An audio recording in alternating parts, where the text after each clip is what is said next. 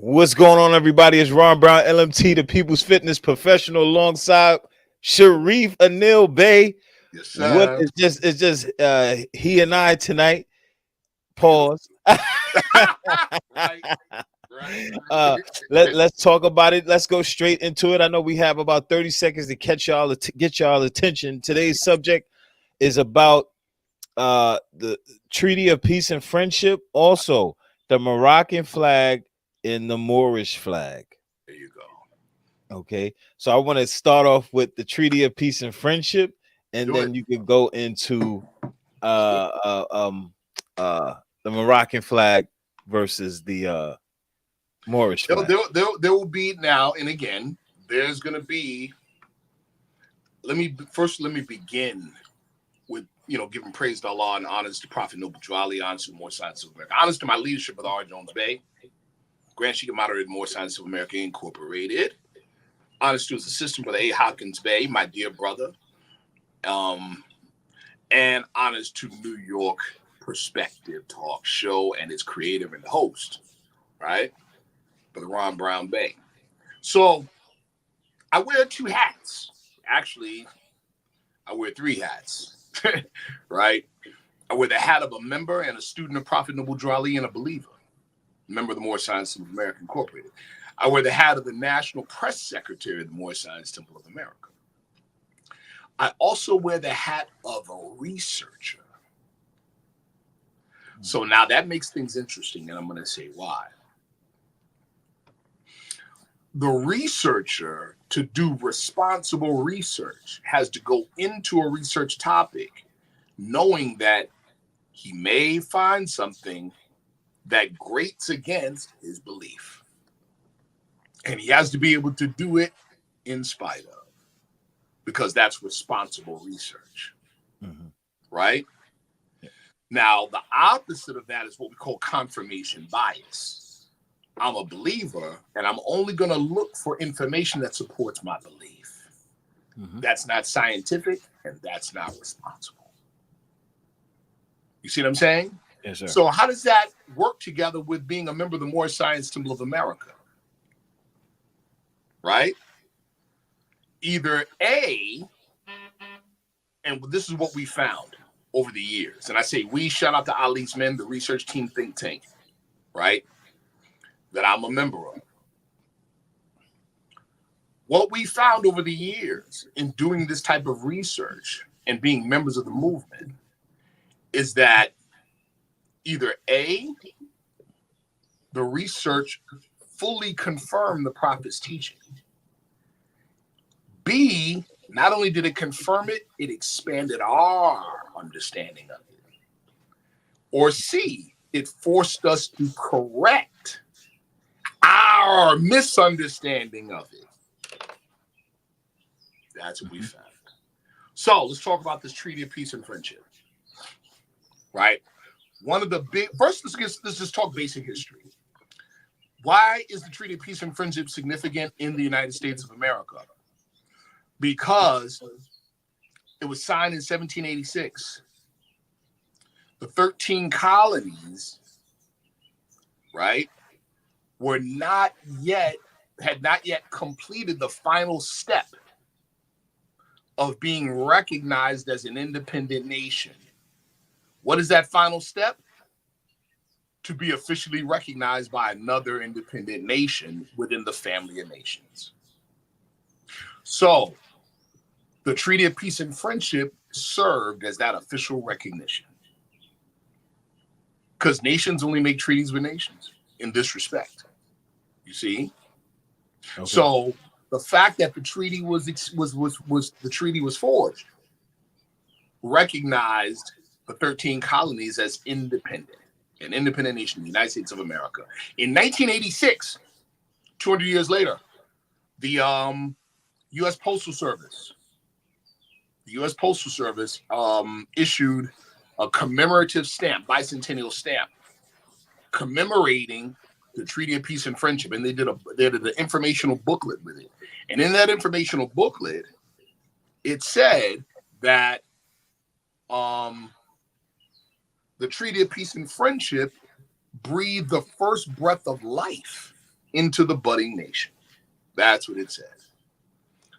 So that's the significance from the historical perspective, right? Now, one of the misunderstandings, well, let's get to the root of the misunderstanding. The root of the misunderstanding is a wrong thought.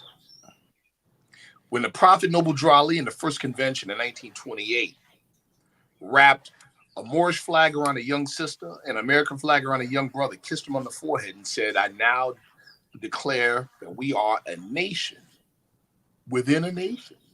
Mm-hmm. There is the root of the misunderstanding.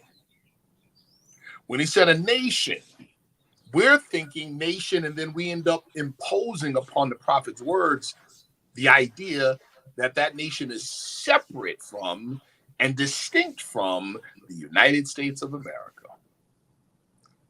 That's where the problem comes. And so then what do? Confirmation bias. We find or collect or search for information that supports our misunderstanding. Right. So we begin to look at the Treaty of Peace and Friendship in that way. You see?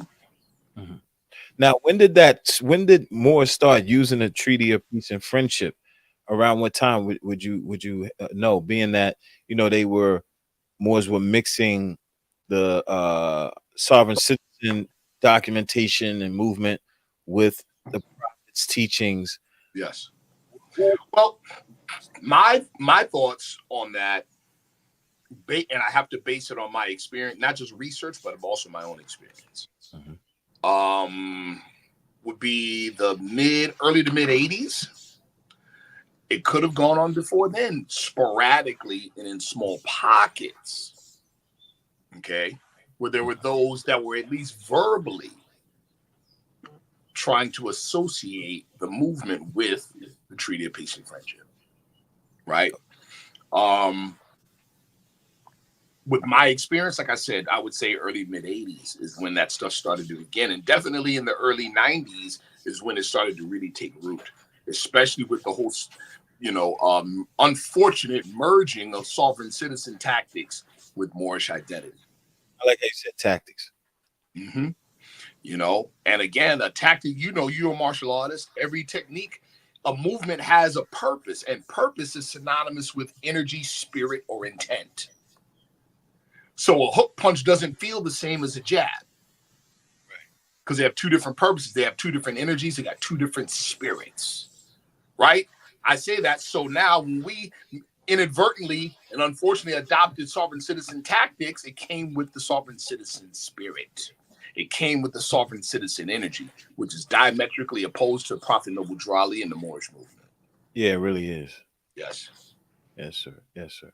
So if you can take me into the specifics as far as why exactly, even though you already explained that early on, but I just want to, break it down into a maybe finer detail as to why the Treaty of Peace and Friendship doesn't pertain to Moors here in North America. Okay, let's get right to it. Again, let's deal with the root of the misunderstanding, or stay within that framework or that realm. Mm-hmm. Here's another aspect of the root of the misunderstanding: that nationality is a legal thing. Simply because you could find a definition of nationality in a law dictionary. Mm-hmm. Nationality is not a legal matter, it's a social matter. Nationality is a part of the science called sociology. Mm-hmm. Guess what else is a part of the science called sociology? Color code race classification. Okay. That's a part of sociology, because it's a means by which you're automating a society, which is the definition of sociology. So where does sociology fit into the court of law? It doesn't. And there lies the misunderstanding. Right. There lies the misunderstanding. When you think, follow me, that nationality is a legal issue, now you're thinking proclaiming it has something to do with the courts, has something to do with whether the law applies to you or not, or which laws apply to you or not. You see? Mm-hmm. You showed up at the football game with a basketball jersey. That's the problem. Nationality is a social issue that has political implications, and the political implications affect what laws are made. Right. That's how it works. So our issue is more political than it is legal. Let's take it. Let's go back even further. Our issue is social. The prophet, I'll quote the prophet. The prophet said the problems of the world, right, in the general sense, are social and economic, but in a profound sense are moral and spiritual. Mm-hmm. He didn't say in the general sense they're legal. He didn't say that. He said they're social and economic. Well, I would say social, political, and economic all kind of tie in. Well, of course it does. No. I agree 100%. Now, let's go to the definition given in Black's Law Dictionary of nationality to prove your point, right? Nationality determines one's political status, specifically with reference to allegiance, while domicile determines one's civil status. That's what it says. You see? So politics trumps the law, sociology trumps politics. The prophet was a genius. He put us there. You see what I'm saying? Mm-hmm. Mm-hmm. Yeah. That's where he put us, but we didn't understand where he put us. Gotcha. Hey, more. Say that Can again. you hear me? Yeah, I hear you now. Yeah. I said we didn't understand where he put us. Got you. Okay. Now, now when it comes to this treaty of peace and friendship, yes, sir. It was a treaty. Now, what is the definition of treaty and its legal implications as far as between Morocco and America? Okay, so a treaty in this sense is an agreement between two different nations, two nations. Mm-hmm. So the parties involved in a treaty are nations, not individuals. Mm-hmm. You understand? They're nations. So the question now becomes what nations, right? In 1786, what was it? The Emperor of Morocco, who was the then head of the socio-political entity called the Moroccan Empire. I have to say socio-political because that's broader than tribal. Mm-hmm. It's broader than ethnicity, way broader. It's socio-political. On page 3 of the Holy Quran of the Moorish Science Symbol of America, at the bottom it says it's talking about the Moabites, Canaanites, etc., that were driven out of the land of Canaan by Joshua and received permission from the pharaohs of Egypt to settle and inhabit Northwest Africa, right? Yep. And it says in later years they formed kingdoms. In other words, they expanded from ethno-tribal to socio-political. Right. Now, can you rewind what you just said? Can you repeat what you just said? From the bottom of page 3, the Holy Quran of the Moorish Science Symbol of America, right? It says, and I'm paraphrasing. Matter of fact, let me just quote it. Because this here is what brothers and sisters might use to tie themselves to the Treaty of Peace and Friendship, tying themselves to Morocco. Now, but then they're cutting out a huge part of the history. You can't. There has to be a continuity, right? But we'll get to that. Mm-hmm. The industrious acts of the Muslims in Northwest and Southwest Africa. These are the Moabites, Hammatites, Canaanites, who were driven out of the land of Canaan by Joshua and received permission from the pharaohs of Egypt to settle in that portion of Egypt. In later years, they formed themselves kingdoms. These kingdoms are called this day Morocco, Algiers, Tunis, Tripoli, etc. Now, here we go. If you want to tie yourself to the treaty, the only way you're tying yourself as an individual to the treaty is that you're tying yourself to a particular nation. And the two nations, okay, then that means you're a subject of the Emperor of Morocco. Is that what they're saying? Right. You see the problem? Yeah. Because these same people will say they're not subject to nothing. And they'll say that, and then they'll explicitly say they're not a part of the kingdom of Morocco. Get it? When the kingdom of Morocco is the continuity of the old empire. Yeah. All right. Just like the United Kingdom is the modern continuity of the British Empire. See? Yeah. Yeah. Can't separate them. Okay. So let's say the Moroccan Empire. Yes. Morocco, Algiers, Tunis, Tripoli. How would Moors from North America tie themselves to that empire in particular? Well, first of all, the empire's gone. That empire ended. If we were to be very, very, very technical, that empire ended with the French occupation, and then really ended in 1956. See? What event was that? 1956. When France made the agreement with Morocco to leave and end the occupation. That was done via an agreement.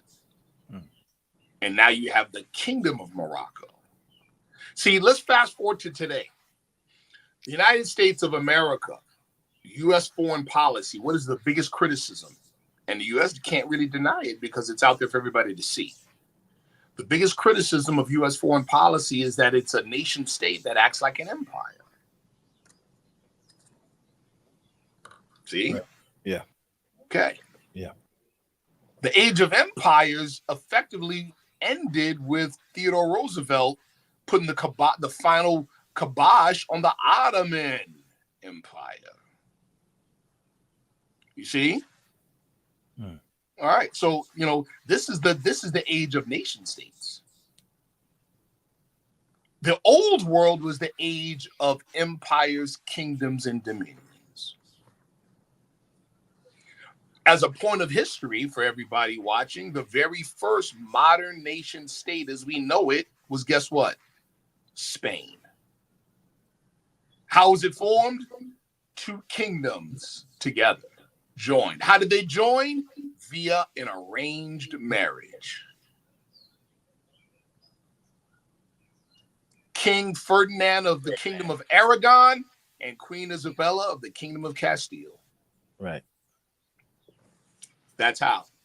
And why? Here's the even kicker. Why for what purpose did they do that? So they could get extra effort and extra energy, or take advantage of the extra energy to finally oust our forefathers out of Spain. That's why. But wouldn't you say the empire that doesn't exist anymore, as far as our forefathers controlling it, still exists as far as the land itself? And land is that's a great question, by the way. And I saw what you did there. That's a great question. Land doesn't govern anybody. And the term empire, kingdom, and dominion, those three terms are political terms. Those are terms of political geography, if we're going to bring geography into the game. That's political geography as opposed to natural geography. And the example I give all the time is the fact that many of us were alive when there was such thing as the USSR, the Soviet Republic. The USSR doesn't exist anymore. The lines of the borders of it have been redrawn. They're different. That's political geography, people. It changes with the rise and fall of nations. Right. See? Like when we're talking, like on the bottom of page 3, Egypt controlled the territory, the land area that we call Northwest Africa at that time. Hence, that's how they got permission to settle there. Well, present-day Egypt is a mere neighborhood compared to what it was. That's political geography.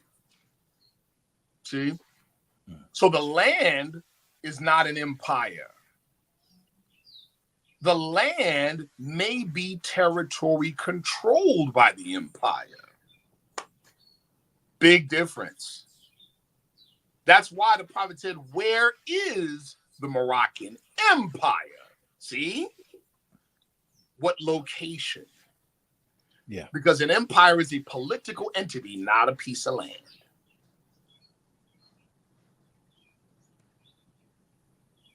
Okay. That makes sense?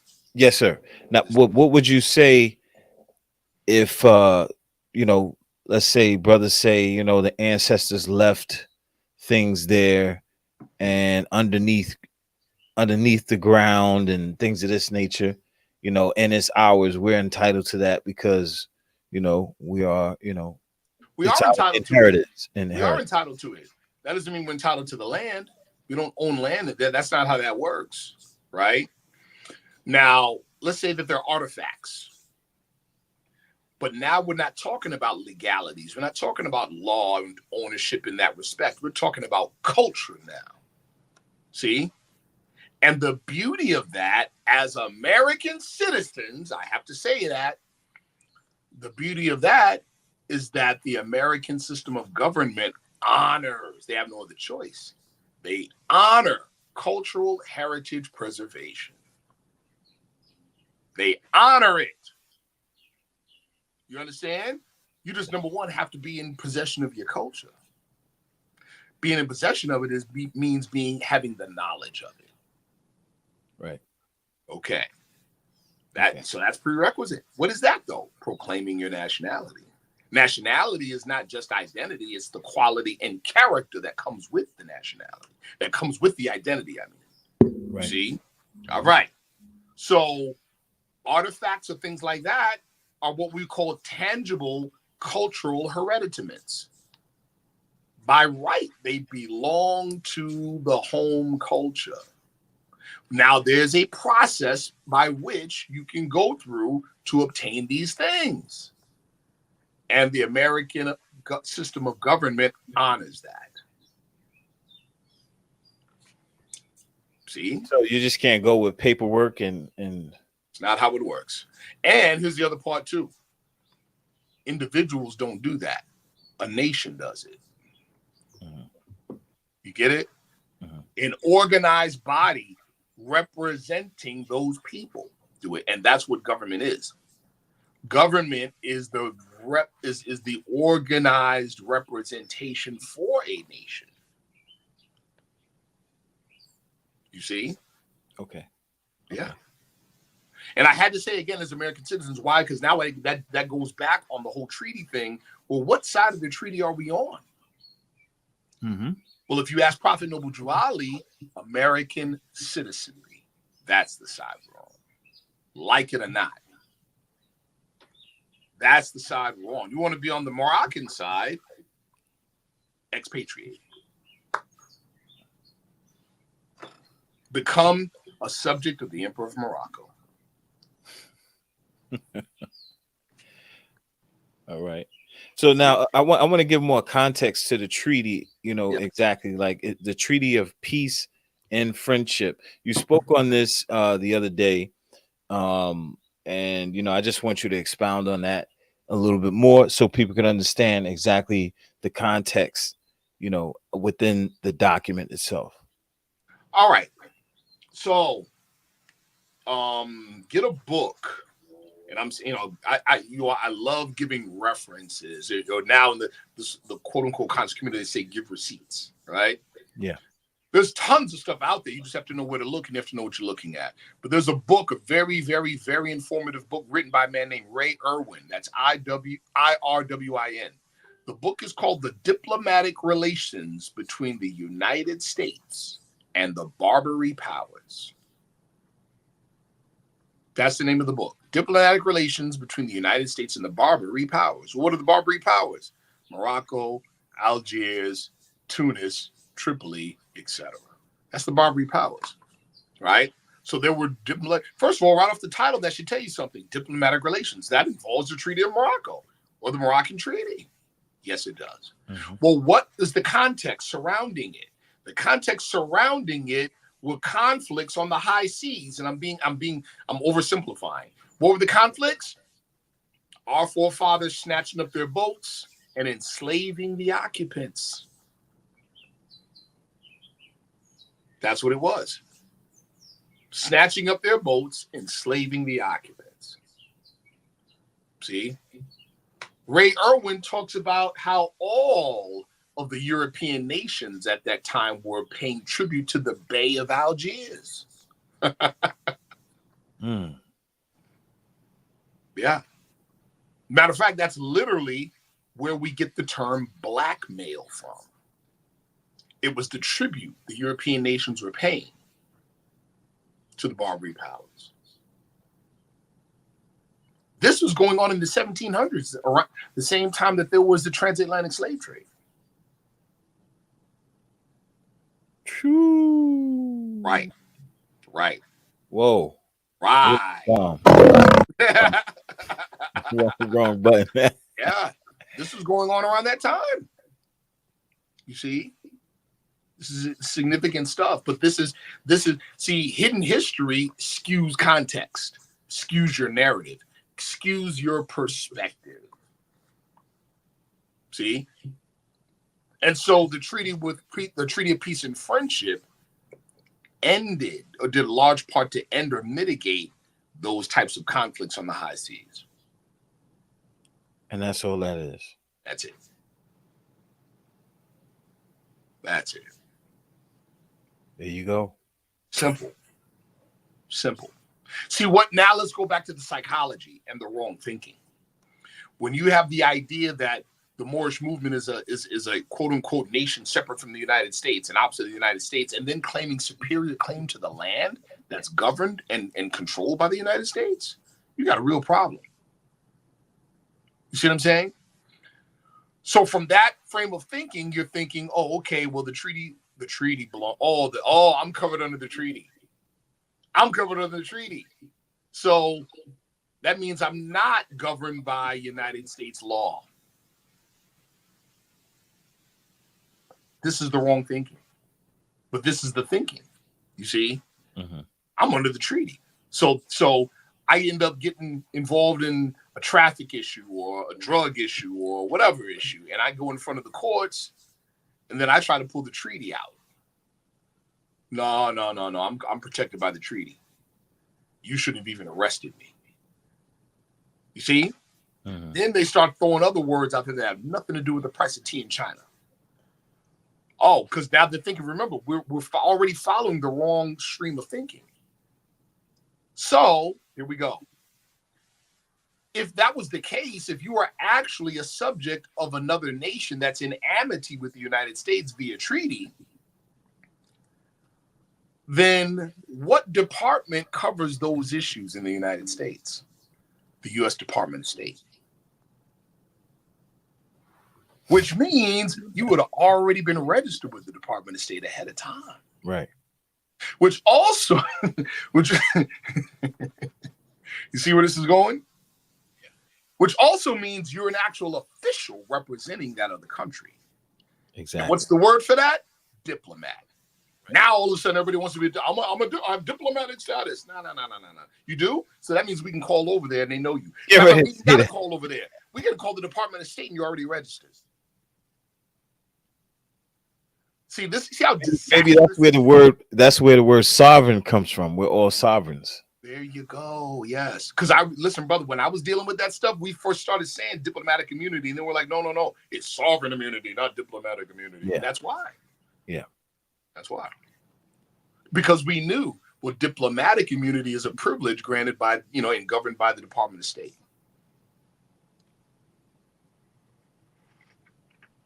Okay. Yeah. Okay. So you basically, I don't know if that cleared it up for anyone else out there, but that's pretty simple. It really is. And what it is that we have a lust for certain things. And in this case, we have a lust for not obeying the law. We have a lust for let me not use the word lust, let me use the word attachment. We have an attachment to our misunderstanding. We don't want it to be wrong because we don't want to look at ourselves and be like we're wrong all this time. Well, what do you think about Moors challenging jurisdiction based on nationality? Again, right? I have a destination. If I'm 2 inches off, by the time I'm supposed to be where I'm supposed to be, I'm 1,000 miles away. Mm-hmm. Just keep following the wrong thought.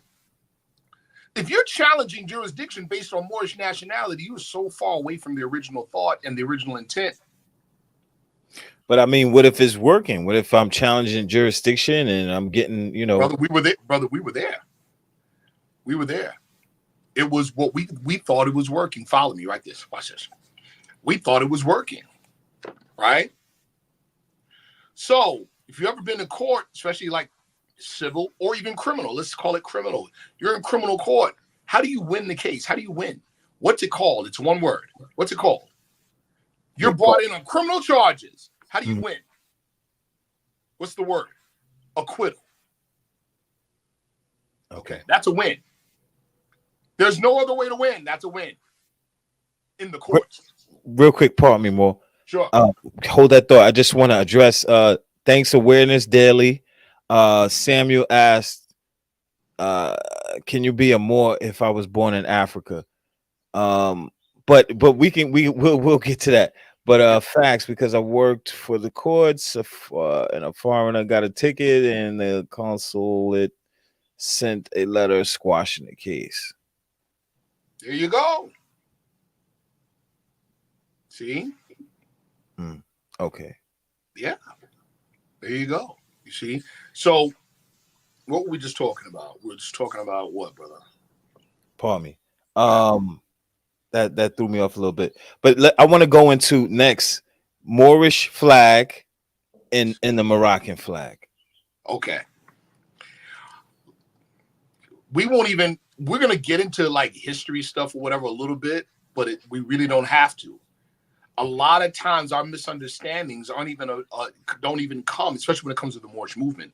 They don't come a lot of times from a lack of knowledge of history or a lack of knowledge of theology, or a lot of times it just comes from a lack of attention of the proper use of the English language. So let's talk about it. Question 12, question 13, question 14 in the Quran questionnaire. And this is where some people are going to disagree with me. I'm still your brother.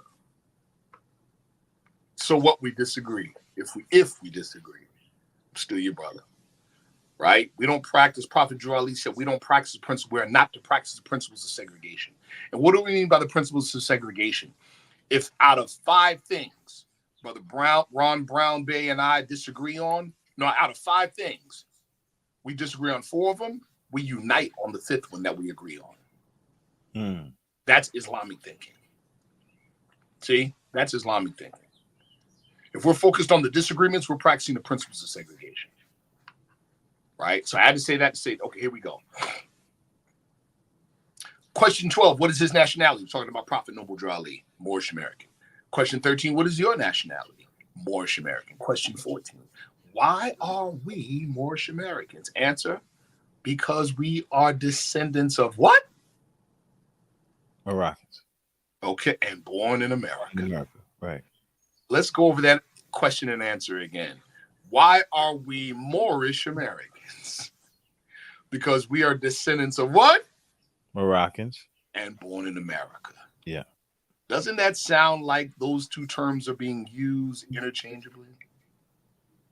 Okay. But then that goes back to, can we still claim Morocco to verify our nationality as it pertains to different legal issues? What if I told you that's already a foregone conclusion? Now let's broaden that conversation, right?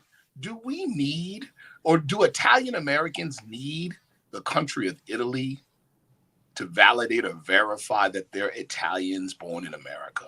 No. All right. But we're considered black socially. Yeah, but so there's the and legally. Well, so okay, the legal thing, not legally, brother, not legally. I'm gonna say go ahead. The reason why I'm saying that is because when you go to sign applications and fill out applications and all that, and that's my point, brother. That's administrative procedure. That's not legal. Got you. But I'm glad you said that, because a lot of times we don't know the difference. There is no law anywhere that says we declare these descendants of Africans to be black people. It doesn't exist. Never did. We thought it did. We looked for it. There's no law that says that. See? It's sociology that has been institutionalized into the social fabric, and it has now become administrative procedure. It's bad sociology. Please hold that thought. Please hold that thought. Let's go.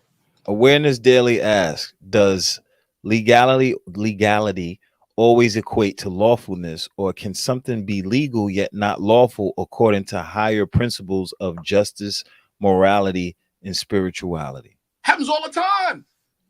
Happens all the time. Let's go back to the time of Jesus. What was Jesus' big beef, or what was the rulers and the rich's big beef with Jesus? Jesus doing two things. He was, number one, giving the secrets of the kingdom to the common people. Rulers and the rich ain't like that. See what I'm saying? Number two, he was checking the rulers and the rich by saying you are adhering to the letter of the law absent the spirit of the law. And that is how you are enslaving the poor. See what I'm saying? So letter of the law. Oh, this is the letter of the law. Hey, you broke the law. Off with your head. But I was starving. I ate one fig on the Sabbath day. See? Mm-hmm. So I would say the difference between lawful and legal is in a sense, legal being procedural, letter of the law, lawful being principle, jurisprudence. Right. You got to have both together. What happens when your principle leaves your instrument? We would call that death. You got to have both. That's why Jesus recorded to have said he didn't come to break the law, he came to fulfill it. Right. He was reintroducing the spirit of the law back to the letter of the law. It was a Renaissance movement. It was a come home movement. That's what it was. So it's the same thing, right? Awareness Daily, you know that. So Awareness Daily is sharp. He knows. He pitched me a slow ball. I know. Yeah. Come on, Awareness Daily. So now, to move on go back to the Moroccan flag and the Moorish flag. Black being more, black being more in a social issue than it being a legal issue. Okay, I want to go back there. First of all, I'm glad you brought that up, because as opposed to our fellow Americans who are of Italian descent, they never lost their identity. Mm-hmm. They never lost nationality. It's like what we were saying earlier today in Sunday school. We're the only people in the history of humanity ever called the dead people. Right. Yeah, I caught that. I was like, wow, yeah, you're right. Yeah. Now you know who Revelations is talking about. And that's what the rest of the world doesn't want us to know. When we're in Revelations talking about the resurrection of the dead. Yeah, the rest of the world doesn't really want us to know that. That ties to so-called blacks in North America. Absolutely. Okay. Absolutely. I got to do the nods to that. So now going back to the Moroccan flag and the Moorish flag. Yes. Okay, the Moroccan flag. Now, when I was in my temple prior, the Grand Sheikh says that the Moroccan flag, the 5-pointed star, is pointed at the star is pointed upright, and then the Moorish flag, the star is pointed more downward. Okay. Or it's a slight twist on the, I don't know. Yeah, you're great. I've heard that one before. your former Grand Sheik, that's my brother. I love him. I don't necessarily agree with that. I don't agree with that. You know, what would constitute? You're like, we're talking. Watch this. You're not, and this is what I'm about to say is something I know your former Grand Sheik knows very well. It's the science called vexillology, law of the flag. Yeah, I think he spoke on that. Yeah, I know he knows it very well. So we're talking Title 4 United States Code, law of the flag. So it gives you the guidelines for flying the flag under certain conditions, right? So follow me on this. Now, and remember, how is it this relates to not just commerce in recognition on the high seas, but between nations. So follow me closely. If what you said he said was true, and we know that according to vexillology in Title 4 United States Code, that a nation in distress flies their flag upside down, how would you be able to tell? How would you be able to tell if it's Moorish or Moroccan?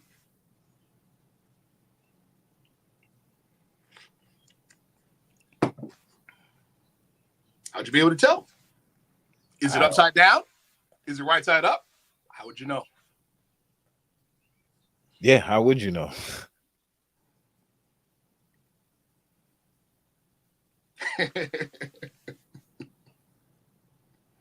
See?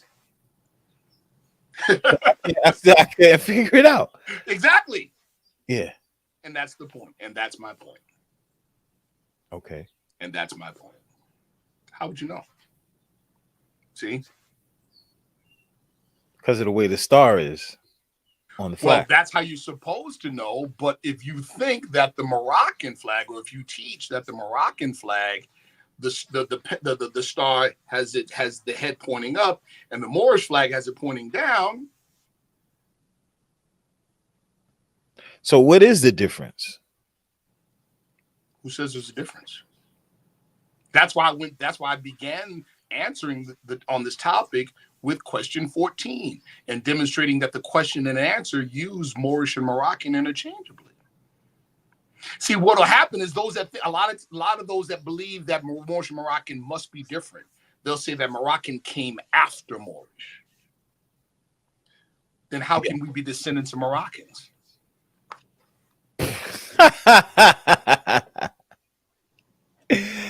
you. Like I said, a lot of times it's just as simple as just proper use of the English language. Yeah. Okay. So the Moroccan flag and the Moorish flag is the same flag. It's a red flag with a 5-point Greek star in the center. Some people will split hairs over, well, that green star can't have a black outline on it. Okay. I'm not going to split hairs on that. I'm not. Yeah. So what about the flag with the tree on it and all this stuff? Where did all this stuff come from? That's the continental flag, right? Okay. For the continental United States, that was an interim period, the period between the 13 colonies being subject to England and its full independence. So you're talking about the continental United States, right? Mm-hmm. There was a president of the continental United States. See? Mm-hmm. There were 8 presidents before George Washington. We call George Washington the first president, right? Because it was after the end of the Revolutionary War when we had full independence.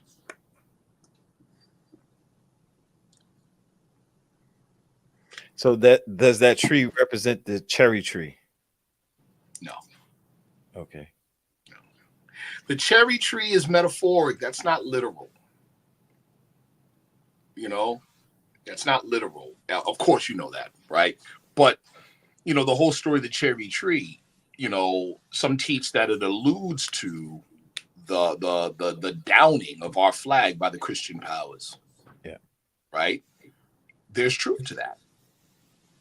There's truth to that. There's truth to that. Of course it is. Of course there's truth to that. Matter of, here we go. Shout out to my brother Norris Branham. Right? Norris Branham is Turtle Island, NYC. That's my guy. Oh, Norris. Yeah, I know Norris. What's up? If Norris is watching, what's up, Norris? My guy, right? So Norris is an expert on these. His field of expertise in terms of this stuff, ethnology and history and ethnohistory, is how the Native American Old World side fell into the label of blackness. Okay, right now, we've had a number of conversations, he and I. But one day we had a conversation, a 1-to-1, because he was like, "Yo, how do you know about Meredith Quinn?" So I referenced this gentleman named Meredith Quinn, the late Meredith Quinn.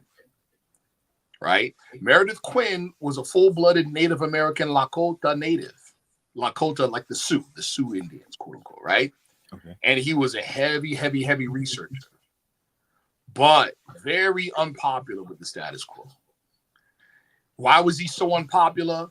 Because the history he was given was old world history that's super suppressed. Okay? Super suppressed. I've said this on your show before. What's worth way more, what is way infinitely more valuable to the present status quo is preserving the narrative. Right. That is why Sexy Ray, Glorilla, all these types, they're managed a particular way, they're groomed a particular way, and they present a particular style of product to preserve a particular narrative that obviously, it's obvious what it is. It's an attack on Asiatic womanhood. So that's going back to you stating that this is more of a social issue. They'll pay them millions of dollars to do it. That's my point. They'll pay them millions of dollars to preserve and reinforce a narrative. Mm-hmm. Narrative is infinitely more important. So Meredith Quinn was very unpopular. But guess what? One of the things that Meredith Quinn said? Now, mind you, he was doing Native American research for Native Americans, not our people. For Native Americans. Guess what he said? The Great Trail of Tears, the Great Indian Trail of Tears, and the massacre of millions of Native Americans. He said, you know what he said the primary purpose of that massacre was? Listen to this, bro. It was to eradicate any evidence of an old world connection between Native American confederations and the Moroccan Empire. That's what Meredith Quinn said. Brother, I'll send you his book. That's what Meredith Quinn said. So really, who are the Native Americans? Would I say the Native Americans are Moors? No. I will say, listen, that's not going to be too popular. I will say that there was an old world connection. And that's what Meredith Quinn said. He said one of the main things that the European Christian powers wanted to eradicate with the Native Americans was any Native American that could speak one of the or more of the Aramaic languages. And we know through Ferdinand Columbus, Christopher Columbus's son, and Christopher Columbus himself, their own diaries said that when they got here, they met Native Americans that could speak Hebrew and Arabic. They said that. See? It was the Crusades continued, brother. Got you. It was the Crusades continued. Now, another question before we cut out. Yes. Because you just cleared up a whole lot in my own head. Yes, so a brother just said, Elder. Oh, Divine is in the building. Yo, that's El Divine? To God, El Divine. I didn't know you know El Divine. That's my guy. Yeah, I met El Divine probably in like 2007 or 8. The God is swift. Yeah, me and El Devon go way back. Peace, God. Peace. But he just said the Native Americans are Moors. Okay. We want to look at it. I mean, there might be a perspective in which I can agree with that. There might be. Me and El Devon gonna build on that later, right? But now from a socio-political perspective, and I'm talking from Meredith Quinn, who was a preeminent Native American scholar. I'm not, right? Mm-hmm. I'm not. He was. So I'm citing Meredith Quinn on that. Meredith Quinn said that listen what I'm telling you. He said that there were treaties. He even gave the names of some of the treaties between the Moroccan Empire and certain Native American confederations. Okay. That's what he says. You can find Meredith Quinn lectures on YouTube. So Meredith Quinn made the distinction. I'm just citing Meredith Quinn. And for me, it's enough to know that there was the connection. Now, to Il Divine's point, right?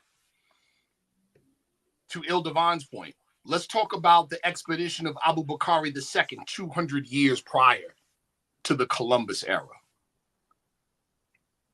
200 years prior to the Columbus era, you had West Africans from the Senegambia. In one expedition, I think it was 100 some odd ships. The next expedition was 2,000 ships. Right? They come to America. They don't come back. 200 years later, Columbus runs into some of these people. Would you call them natives or would you call them Africans and West Africans during the time of the Moroccan Empire? So what would they be? Again, this thing is way more nuanced than we've been trained to think. Think about it, yeah. Yes. Okay. So back to the question that I was going to ask. So you don't have an issue with flying the Moroccan or the Moorish flag at all, right? What's the difference? How do you know the difference? There's no difference. Now, some will disagree with me. That's fine. My more, and to that point, like I said, some people will split hairs over there being a black border around the green star. My particular flag does not have a black border around the green star. Okay. And Moors here in North America are recognized by Morocco as Moorish Americans. I sent you a letter back. I sent you a letter. I'll read the letter. Okay. In 1986, let me see if I can pull it up real quick. In 1986, there it is.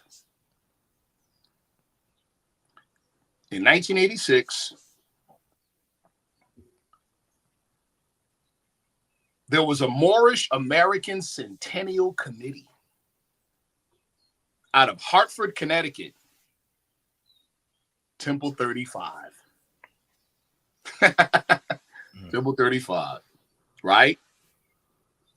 And it was a speech of His Excellency Mati Jorio, Ambassador of Morocco, at the Moorish Centennial Celebration honoring Noble Drew Ali, January 11th, 1986, at the Howard Inn in Washington, D.C. I'll read the letter for the listeners and the viewers. It is a privilege for me and for the other staff members of the Embassy of Morocco to attend this. The Noble Drew Ali Centennial Tribute Dinner. Please let me take this opportunity to express to you our collective appreciation for your kind invitation and my personal appreciation for having been chosen to receive the Ambassador of the Faith Award. I am greatly honored. It is also a pleasure for us to be in the company of such distinguished guests as these here tonight and to be taking part in such a joyous occasion. We are happy to bring you all greetings from His Majesty King Hussein or King Hassan II and the people of Morocco. By now, I have been made well aware of your devotion to strengthening the ties linking the Moorish American community to Morocco. Morocco, for its part, welcomes your interest and your work for a better understanding between us. I would like you to know that your efforts have not gone unnoticed. Your initiative is to be both respected and encouraged. As for us, we in turn have every intention of doing all possible to make our relationship a vibrant and a special one. But for that goal to be met, we must also look to the future. We cannot limit ourselves to considering just the historical aspects of our relationship, thereby believing that good relations between us are a matter of fate. Rather, we should understand our cooperation to be a living entity, right? Hold on, let me enable us or able to grow and open the future. It is here that we can begin to recognize the importance of our children's role. Whatever advances we make, it is our children who will have to follow through. Morocco is awaiting your proposals. We are pleased and proud to have the Moorish community as one of the bridges between Morocco and the United States, as a new voice in the network of our long-standing relationship. Thank you. Courtesy of the Embassy of the Kingdom of Morocco.